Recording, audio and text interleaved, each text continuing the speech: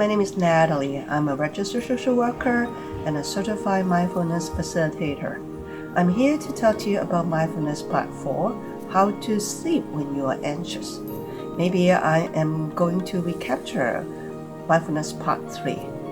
On part 3, I'm talking about how to practice mindfulness self-compassion break to cope with social isolation, loneliness, and boredom in face of social distancing.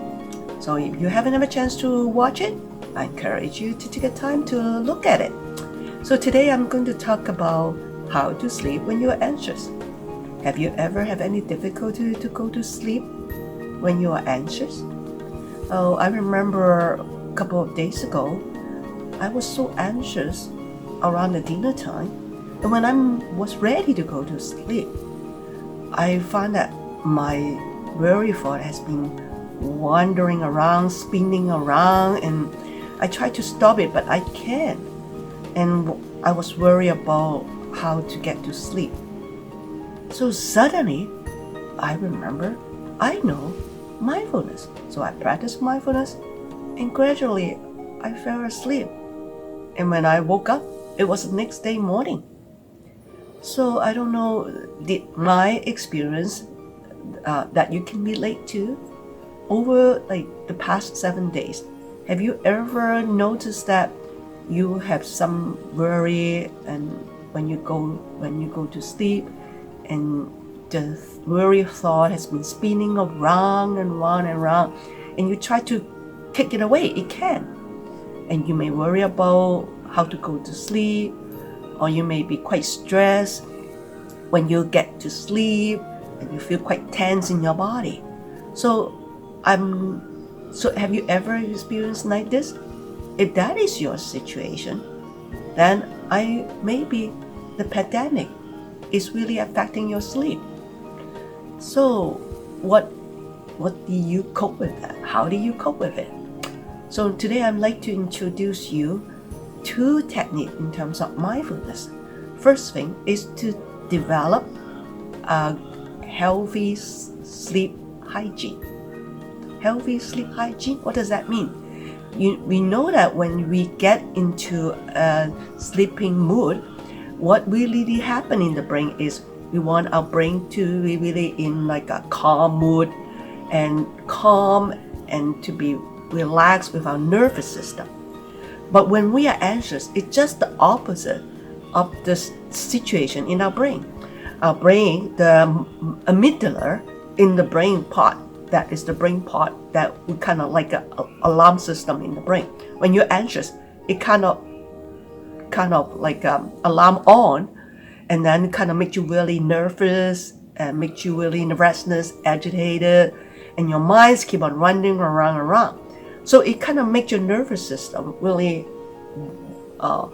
unwinding and restless and quite tense. So it's really hard to put your brain to sleep, and that's how it happened.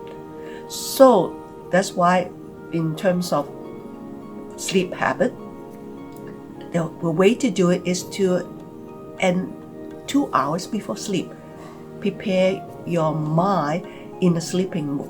That means certain things you do and certain things you avoid doing. The things to do is to help your mind, the brain nervous system, is to kind of rest and not to really get irritated by, get stimulated, get nervous by a lot of anxious thought. Like what kind of things that you try to avoid? Not to check messages around pandemic. That makes sense, right?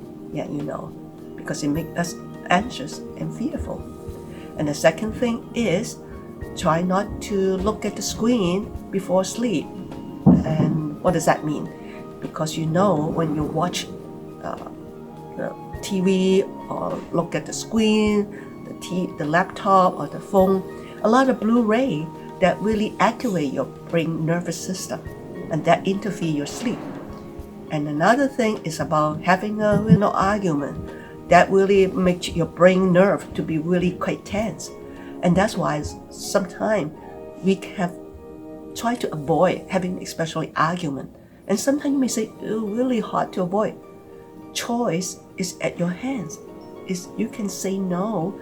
Something like, oh, I can't, I'm going to get ready to sleep. Can you postpone the talk or the argument to next day? This is your choice. So you can think about what is more important than the other. So another thing is about taking caffeine. Everyone's body is different in terms of tolerate caffeine. And you know that around certain time, you will not take any caffeine because that interferes your sleep. So that is the first tips around developing sleep hygienes. And the second thing is practicing mindfulness body scan. This has been medical research, quite a fair amount of medical research to prove that mindfulness body scan has been really effective in helping us to sleep, to strengthen the prefrontal cortex that help us to sleep. And I would like to introduce this exercise on a part 2 videotaping because I like to separate this part from just doing mindfulness body scan. So this is the explanation. And when you really get ready to sleep, you can just turn on part 5 body scan. Then you can just listen from the beginning to the end. And also when you get up in the middle of the night or sometimes get up too early, cannot go back to sleep, you can also listen body scan and that help you to go to sleep too as well. So this is the end for today. I hope that can be quite helpful to you, and I give you a wishes. Hope you will be at peace and have a good sleep. Take good care. I see you later. Bye.